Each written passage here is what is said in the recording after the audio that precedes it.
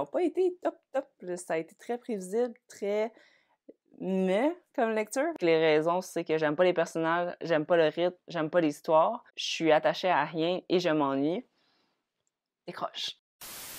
Hello à tous, bienvenue sur ma chaîne YouTube, je suis Kim et aujourd'hui j'ai super hâte de refaire le vlog que j'avais fait il y a quelques années où ce que je lisais 3 nouvelles romances. Alors c'est pour ça que j'avais super hâte de lire les livres que j'avais déjà sur mes étagères ou que j'ai achetés très récemment parce que je les voyais passer partout sur BookTok. Ça se peut que je change l'ordre, mais le premier, ce serait Meet Me in the Margins par Melissa Ferguson. Le prochain, c'est A Novel Love Story. C'est un livre de Ashley Poston. Le suivant, ce serait Better Than the Movie par Lynn Painter. Je suis très curieuse. Tous les scores et avis que je vois sont très positifs, comme dans le 5 étoiles. Le prochain, c'est une surprise que j'ai trouvée dans ma boîte aux lettres puisqu'il s'agissait d'un SP que je n'avais pas demandé et c'est Annie Morin, publié chez La Bagnole. 16 km, un monde les sépare et pourtant. Et finalement, le dernier, mais je pense pas que je vais lire en dernier parce que je sais pas si je vais accrocher ou pas. Archer's Voice, c'est par Mia Sheridan. Un livre que j'ai vu encore une fois beaucoup sur BookTok que j'ai acheté au mois de janvier 2025. J'espère que ça va être un 5 puis qu'il va vraiment fonctionner avec moi. Alors voilà, dans les prochains jours, je vais m'attaquer à cette romance-là et vous revenir avec mes avis si je pense que oui, vous devriez les lire ou non, passez au prochain. Alors, j'ai terminé Better Than the Movies. C'est l'histoire de Liz qui s'apprête à terminer sa dernière année du secondaire, donc elle a son bal qui s'en vient et elle est une fervente amoureuse des comédies romantiques. Elle en regardait beaucoup avec sa mère qui malheureusement est décédée et de se reconnecter à ces histoires romantiques-là, ça lui donne l'impression d'être plus proche de sa mère. Donc, il y a beaucoup de références aux comédies romantiques qu'on a tous aimées. Ça, c'est la partie que j'ai beaucoup appréciée parce que chaque début de chapitre avait une citation célèbre d'une comédie romantique. Et donc, c'est ça, Liz s'apprête à aller au bal et elle aimerait beaucoup y aller avec Michael, son crush de l'adolescence. C'est un de ses voisins qu'elle avait toujours apprécié beaucoup. Et là, il revient en ville, donc elle aimerait beaucoup y aller avec lui. Et elle va demander l'aide de son voisin avec qui elle entretient une petite rivalité. Donc, il s'appelle Wes. Et c'est lui qui lui vole toujours son spot de stationnement. Il la connaît par cœur, ils se connaissent depuis qu'ils sont très jeunes. Et donc, il va accepter de l'aider à essayer de convaincre Michael d'inviter Liz au bal. Donc, c'est la prémisse. J'ai pas apprécié autant que je pensais. Je m'attendais à un plus gros coup de cœur que ça à cause du gros hype qu'il y avait pour ces livres-là. C'était cute, mais c'était comme rien de nouveau particulièrement. Cependant, le deuil était bien traité, j'ai trouvé, parce que il y avait toutes ces étapes-là charnières dans la vie de Liz qui s'ennuie beaucoup de sa mère et qui a l'impression que personne veut lui en parler. Donc, elle se sent vraiment seule là-dedans. Elle se sent pas comprise. Donc, j'ai bien apprécié ces bouts-là. Mais c'est ça, j'ai pas ressenti comme « Ah, ça c'était nouveau » ou « Ça c'était rafraîchissant ». C'était juste correct. Si c'était que de l'histoire, je lui aurais donné 3,5, mais à cause qu'il y avait l'aspect du deuil qui était bien abordé, on sentait que du point de vue de l'adolescente, on ressentait qu'est-ce qu'elle ressentait et on comprenait sa perspective et son cheminement de deuil, tout ça. C'est pas mal le maximum que je pourrais donner. Cependant, je suis quand même intéressée, j'espère parce que je l'ai acheté, à la suite qui est Nothing Like the Movies, qui est avec les mêmes personnages. Alors si jamais j'ai le temps de le lire d'ici la fin de ce vlog-ci, je vous laisserai savoir une update de ce que j'en ai pensé.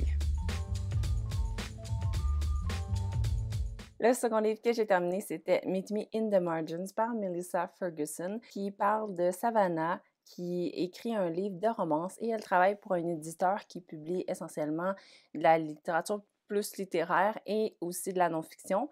Puis ils ont comme des grandes valeurs que la littérature commerciale, c'est pas vraiment pour eux, puis tout ça. Alors elle va essayer de faire publier son manuscrit ailleurs. Alors un jour, elle va laisser son manuscrit dans un endroit qui est comme un placard que si tu sais pas qu'il est là, tu le connais pas l'existence.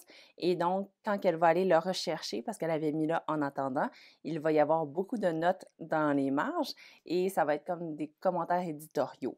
Donc, elle va au début s'obstiner avec son éditeur mystérieux, puis finalement, elle va faire des modifications, puis ils vont comme travailler ensemble un peu dans l'anonymat sur son projet d'écriture.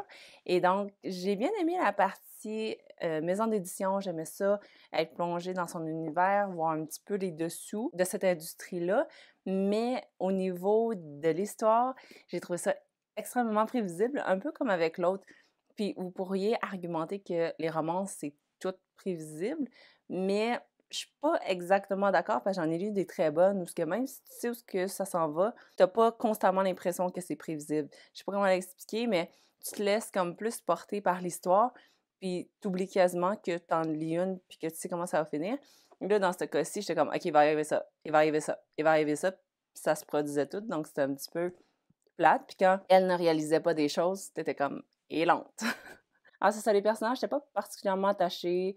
J'ai pas ressenti grand-chose en le lisant, donc ça a été comme une lecture correcte. Genre, je pense que je lui ai donné 3,5, sans plus. Ça commence pas bien, mon vlog. Ah, puis en fait, un truc que j'haïs aussi, j'ai vu ça dans d'autres histoires, puis c'est le personnage principal qui s'appelle Savannah. Elle se fait laisser bien avant le début de l'histoire par son ex qui s'appelle Ferris. Et Ferris va, après 9 ans de relation, la laisser pour la sœur de Savannah. Puis ils vont se marier dans comme 2 semaines, puis ils sont ensemble depuis seulement 3 mois. Ça, c'est des choses qui me dérangent beaucoup. Pas qui me dérangent, mais que je trouve ça intense. Tu sais, t'es dans la famille, le gars, il laisse ta fille, mettons, à la place des parents, puis il va sortir avec ton autre fille. I am screwed! My wife left, my girlfriend dumped me, and they're sisters, so now the whole family's pissed. Fait que c'est ça, je trouve ça toujours bizarre comment ça passe bien dans les histoires, mais en réalité, tu sais, dans la famille, il me semble que ce serait un petit peu confus, awkward, bizarre, je sais pas. Bref, tout ça pour dire, les 2 premières lectures de ce vlog-ci, ils n'ont pas été top, top. Ça a été très prévisible, très mais comme lecture, fait que j'ai vraiment espoir pour les prochaines. Là, c'est sûr que la prochaine, ça va être un réalisme magique. Donc, je sais pas si je mets trop d'espoir là-dessus, mais encore une fois, le contexte avec le club de lecture, la retraite de lecture, ça risque de plus m'interpeller. Donc, j'espère que le prochain va être un coup de cœur.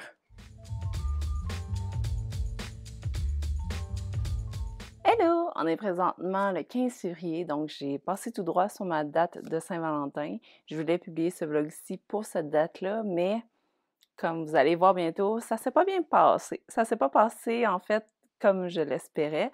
C'est-à-dire que j'aime absolument tous les livres que j'avais mis sur cette liste-ci. D'ailleurs, cette liste-ci, j'ai vu trop grand. Je pensais répéter le succès que j'avais fait dans mon autre vidéo. Ça a été tous des coups de cœur, si je me souviens bien, donc je m'attendais à avoir la même finalité. Finalement, j'ai DNF celui-ci. Étonnamment, c'est vraiment pas à cause du genre littéraire. Quand j'avais dit que ça avait vraiment pas fonctionné avec moi pour le livre de Colleen Hoover, Never Never, j'avais pas compris c'était quoi. C'était la première fois que j'en lisais. J'étais pas prête du tout. Là, je m'étais préparée à ce qu'il y ait un peu de magie dans la réalité, tout ça. C'est vraiment pas ça qui a fait en sorte que je ne l'ai pas aimé. Au contraire, j'avais raison de penser que à cause du contexte, j'allais plus l'apprécier. Alors le personnage principal qui s'appelle Elsie s'en allait dans une retraite lecture. Finalement, les amis qu'elle allait rejoindre pour cette retraite de lecture-là sont tous pas là parce qu'ils ont eu des empêchements. Puis elle tenait à ça parce qu'elle était là dans sa vie. Puis elle avait vraiment envie de cette fin de semaine-là. Donc, elle a fait la route. Et finalement, à cause d'une journée, je me souviens plus si c'était pluie ou tempête, mais ça l'a comme fait dévier sa route et elle est tombée dans une petite ville. Tout le monde se connaît, c'est chaleureux, il n'y a pas beaucoup de choses à faire, il n'y a pas beaucoup de moyens de communication avec l'extérieur. Puis finalement, c'est ça, l'aspect réalisme magique, c'est parce que c'est une ville qui est exactement la copie conforme d'un lieu dans une série de livres que le personnage principal a dévoré. Donc, elle est vraiment très contente de pouvoir être immergée dans un univers qu'elle a découvert par la lecture. Donc ça, à la base, c'était correct dans le sens que moi aussi, si je pouvais aller dans l'univers d'un livre que j'ai lu préalablement, je trouverais ça le fun, rencontrer les personnages que tu as appris à connaître, puis tout ça. Fait que ça, c'est vraiment pas l'aspect qui me dérangeait. L'aspect qui me dérangeait, c'est l'histoire était très longue. Le rythme est slow, il se passe rien. J'ai aucun attachement pour les personnages.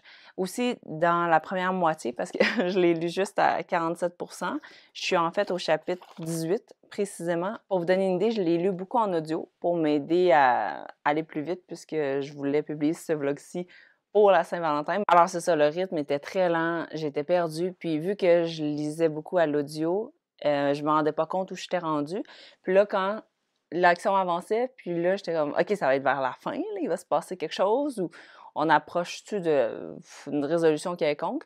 Finalement, le soir, je me mets à jour où est-ce que je suis rendue dans les chapitres, puis je vois que je suis même pas à moitié. Je suis comme, je pensais que c'était presque fini, là. C'est long. Je pensais que c'était fini, mais en même temps, il y a rien qui aboutissait. Fait que Non, j'ai décidé de pas continuer. Puis si vous me connaissez, en tant que type 3, j'aime pas ça, commencer quelque chose et pas le finir. Je serais du genre à lire un livre que je déteste parce que je veux absolument rentabiliser le temps que j'ai passé dessus et le compter dans mes statistiques lecture et tout ça. Mais là, c'était tellement plate que, ben, laisse faire. Ça vaut pas la peine que je passe longtemps parce que c'est ça aussi. Ça m'a pris comme 5 jours à atteindre 50% presque. Fait que non, ça, c'est un signe que ça ne me va pas. Il y a des choses aussi que c'est comme a little too on the nose, dans le sens que elle va coller les book boyfriends, certaines tropes, mais c'est comme dit d'une façon étrange. C'est pas comme fluide, puis ah, ok, je vois le lien, puis c'était smart de faire ça comme ça. Non, c'est juste, je suis ennuyée, je suis ennuyée. Donc, malheureusement, il n'a pas passé avec moi. C'est dommage parce que j'aurais voulu l'aimer, surtout qu'il y avait l'aspect, c'est ça, des livres, c'est une romance, c'est quelque chose de différent, la fille est immergée dans... Sur papier, c'était tout ce que j'aurais pu aimer, mais en pratique, l'écriture n'a pas fonctionné avec moi. Parce que c'est ça, dans la première moitié aussi, des fois, il y a un chapitre, elle nous raconte une anecdote de son passé, mais c'est comme pas dit. C'est juste comme ah, là, on est dans la réalité quelques temps avant. Mais dans les faits, elle est dans cette petite ville-là, puis l'action avance, elle nous montre comme un flashback, mais elle le dit pas. Fait que, en tout cas, je trouvais ça un petit peu déroutant, mélangeant.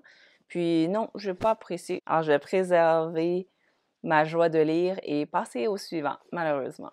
Ben, je dis malheureusement, mais je vais quand même laisser 5 jours. C'est vraiment long comme temps d'essai, là. Puis non, c'est juste que ça vaut pas mon attention. Puis en plus, je sais que je l'aimerais pas. Si je trippe pas jusqu'à la moitié, puis que les raisons, c'est que j'aime pas les personnages, j'aime pas le rythme, j'aime pas l'histoire, je suis attachée à rien et je m'ennuie, décroche.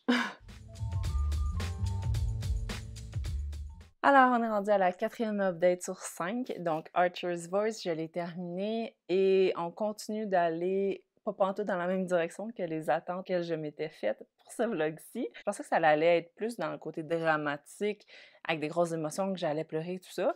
Finalement, oui, il y a un aspect dramatique au passé de Archer qui va révéler plus tard parce qu'il a perdu sa mère et son oncle dans un accident de voiture très tôt, là, alors qu'il avait 7 ans. Et ça, c'est dit assez tôt quand même dans le récit. On va en savoir plus sur les détails de cet accident-là plus tard. Mais c'est ça, c'est au cours de cet événement traumatique-là qu'il a perdu la voix. Le personnage principal qui s'appelle Brie, qui a elle aussi vécu une situation très traumatisante dans son passé, la raison pour laquelle elle fuit sa ville natale pour aller s'installer dans une ville un peu plus tard pour comme essayer de gérer ses émotions, passer à autre chose, puis se changer les idées aussi, surtout après la mort de son père. Ça l'explique très rapidement. Bref, ce sont deux âmes brisées qui ont vécu des choses très graves, qui vont se retrouver et ça semblait un peu se raconter leurs blessures. Fait que oui, pour l'aspect dramatique, c'était là. Mais il y a un aspect très romance auquel je ne m'attendais pas. D'habitude, il me semble que dans les romances, il y a comme 2, des fois 3 scènes spicy. Puis c'est quand même assez rare. Je dois pas lire le genre de romance qui l'est beaucoup. Mais ça, c'était comme... Je pense que j'en ai compté 6.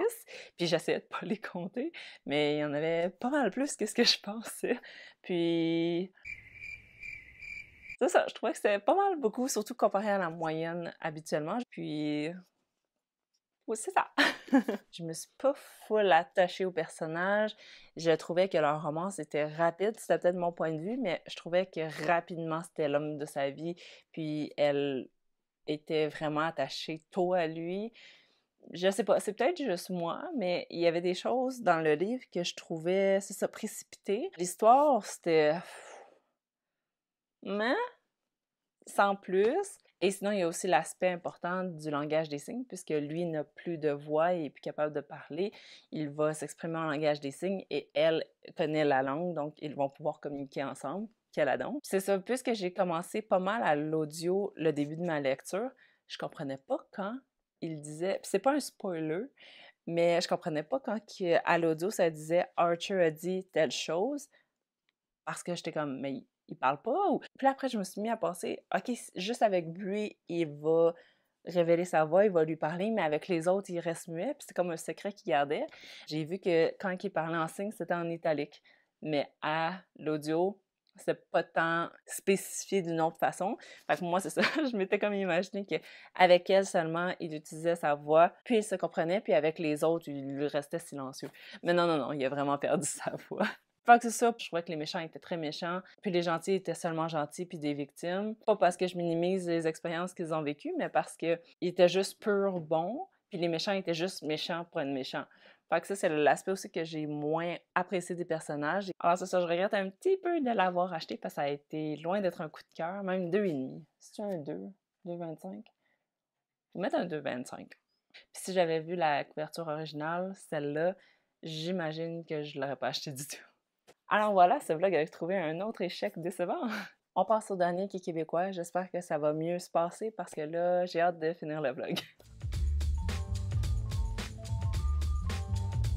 Alors, j'ai enfin terminé le dernier livre. Ça a pris une éternité. On est en début mars. Je suis tellement loin de mon plan initial. Mais bon, on va devoir faire avec. Donc, je vous parle de 16 km de Annie Morin. C'est une nouveauté de La Bagnole, donc un livre québécois. 16 km, c'est la distance qui sépare Victoria et Adam. Elle est davantage intéressée par les livres que les êtres humains, surtout les langues anciennes qui sont en voie de disparition. Lui, de son côté, il est la vedette de son programme de sport-études et il s'intéresse plus au vélo de compétition. Alors, en théorie, un monde les sépare, mais lorsqu'un événement va survenir dans l'autobus qu'ils partagent, ils vont par hasard se rapprocher. Donc, j'ai bien apprécié ce livre-là. C'est un roman jeune adulte typique avec le contexte du secondaire. C'est un rythme qui est un peu plus lent que ce à quoi j'ai l'habitude, ce que j'ai quand même apprécié, mais c'est tellement lent au début que j'étais pas sûre si c'était vraiment une romance. J'ai été revérifier. Mais bon, je me suis dit que ça faisait changement de ce que je lisais à l'habitude. Puis justement, une autre chose qui a permis à ce récit de se distinguer, c'est les passions des deux personnages principaux qui sont quand même assez poussées. Moi, ce sont deux trucs qui ne m'intéressaient pas particulièrement, mais on y croyait avec les éléments qu'on avait quand on était dans la perspective de chacun parce qu'ils se partagent la narration. L'élément le plus négatif que je pourrais soulever, c'est que c'était parfois un petit peu trop bien parlé. Pour des étudiants de secondaire, le langage était assez soutenu, mais c'est un choix de l'autrice. Elle a pris cette décision-là, puis elle est restée constante jusqu'à la fin. Donc, c'est pas un élément qui dérangeait énormément, mais tu disais quand même qu'en vocabulaire parlé, c'était un petit peu moins crédible. Mais somme toute, on s'attache au personnage et on a envie de voir cette histoire naître et se développer sous nos yeux. Ce livre se termine sur une fin assez ouverte et je peux dire que je suis quand même assez intéressée de lire la suite qui va paraître à l'automne. Alors, en conclusion, c'était vraiment pas dans mes attentes de ne pas apprécier la plupart des livres, en fait, la grande majorité. Parmi tous ceux que j'ai lus, je m'attendais à avoir plein de coups de cœur, surtout puisque c'était toutes des romances, puis finalement, pas pantoute. Alors, pour résumer, Meet Me in the Margins, j'aimais plus le contexte, mais l'histoire d'amour m'a pas permis d'en profiter parce que j'aimais pas les personnages et je trouvais que les péripéties étaient très prévisibles. A Novel Love Story, mon intérêt m'a lâché quand même assez tôt, puis c'est même pas à cause de l'élément de réalisme magique, ce qui m'a beaucoup surpris. Better Than the Movies, c'était bien, mais c'était encore une fois assez prévisible, surtout pour du jeune adulte. Tu t'attends à ce qu'ils aillent un peu ailleurs, puisqu'il y a tellement de livres disponibles qui ont cette même trame narrative-là. Archer's Voice, j'étais tellement pas prête à ça. Non seulement je n'ai pas pleuré une fois comme je l'espérais, mais en plus, c'est pas une lecture que je pouvais avancer en public parce que c'était un petit peu gênant. Et finalement, 16 km, je dirais que c'est l'histoire que j'ai la plus appréciée. Merci d'avoir regardé cette vidéo aussi jusqu'à la fin. Si vous êtes toujours là, laissez-moi un emoji de cœur avec votre couleur préférée. Je serais curieuse de savoir, la mienne c'est bleu pâle. Et sinon, si vous avez envie de me laisser une suggestion de romance que vous avez beaucoup appréciée, je pense que j'en aurais besoin. En ce moment, sur mes étagères, il ne m'en reste plus beaucoup à lire. Sur ce, likez la vidéo si vous l'avez appréciée. On se revoit bientôt.